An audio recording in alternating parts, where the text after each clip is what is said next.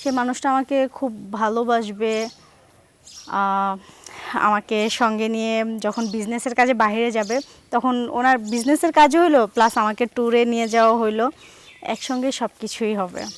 আমার ছোটোবেলা থেকে ইচ্ছা ছিল যে আমি লেখাপড়া করব। লেখাপড়ার সময় যখন মানে কলেজে আমি কোনোদিনও ক্লাসমেটের সাথে প্রেম করি নাই, তার কারণ আমার না মানে মানে আমি যে লেভেলে আছি ওই লেভেলের কাউকে ভাল লাগে না। আমার আমার কথা হচ্ছে আমি এক লেভেলে থাকবো, যে আমার লাইফ পার্টনার হবে সে আরেক লেভেলে থাকবে। এখন দুইজনেই যদি সেম একই লেভেলে থাকি তাহলে তো আর ভালো লাগবে না।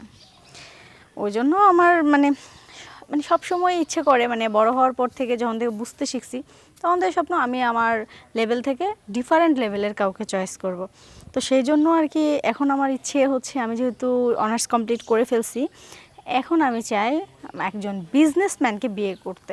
এখন হোক সে খুব বড় বিজনেসম্যান কিংবা ছোট কিংবা মাঝারি, সেটা ম্যাটার করে না। আসল মূলত মানে মেন কারণ যেটা, সেটা হচ্ছে আমি বিজনেসম্যানের ওয়াইফ হব। সবাই বলবে যে হাজব্যান্ড কী করে, আমি বলবো যে আমার হাজব্যান্ড বিজনেসম্যান, বিজনেস করে বা বিজনেসের কাজে বাইরে গেছে, মানে এটা বলতেই নিজের কাছে নিজেকে একটা প্রাউড ফিল হবে। তো এইটার জন্যই আর কি আমার এই সিদ্ধান্ত নেওয়া। এখন অনেকেই বলবে যে তো বিজনেসম্যান লাগবে, এরকম কাউকে খুঁজে নিলে হয়। বাসা থেকে আব্বু আম্মু বিয়ের জন্য অনেক চাপ দিচ্ছিল, কিন্তু আমি রাজি হচ্ছিলাম না।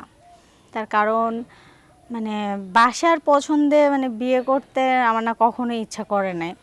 আমার সে মানে সব সময় ইচ্ছা করে যে আমি নিজের পছন্দে বিয়ে করব, নিজের পছন্দে সব কিছু করব। তো আমি তাদেরকে জানাই আমার সিদ্ধান্তর কথা, মানে আমার মতামত জানাই যে তোমরা যাই বলো না কেন আমি নিজের পছন্দে বিয়ে করব।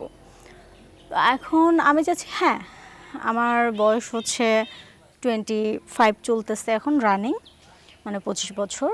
এখন যে বিজনেসম্যান তার অনেক বয়স হতে পারে বা কমও হইতে পারে, তো আমি চাচ্ছি আমি বয়সটা বলে দিই, আনুমানিক তার বয়স 30 থেকে 35-এর ভিতরে হইতে হবে। কারণ আমার যেহেতু 25, আমার থেকে 8-10 বছর সিনিয়র হইতেই পারে স্বাভাবিক, 5 থেকে 10-এর মধ্যে।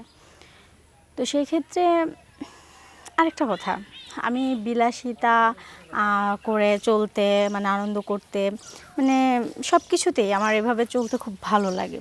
তো আমার যে বিজনেসম্যান হাজব্যান্ড হবে সে মানে আমি জানি বিজনেসম্যানরা নাকি ওয়াইফকে সব রকমের স্বাচ্ছন্দ্য দেয়, দিতে পারে। তো সেই স্বাচ্ছন্দ্যই মনে করেন আমার কাছে মানে আমার মন ছুঁয়ে যায়।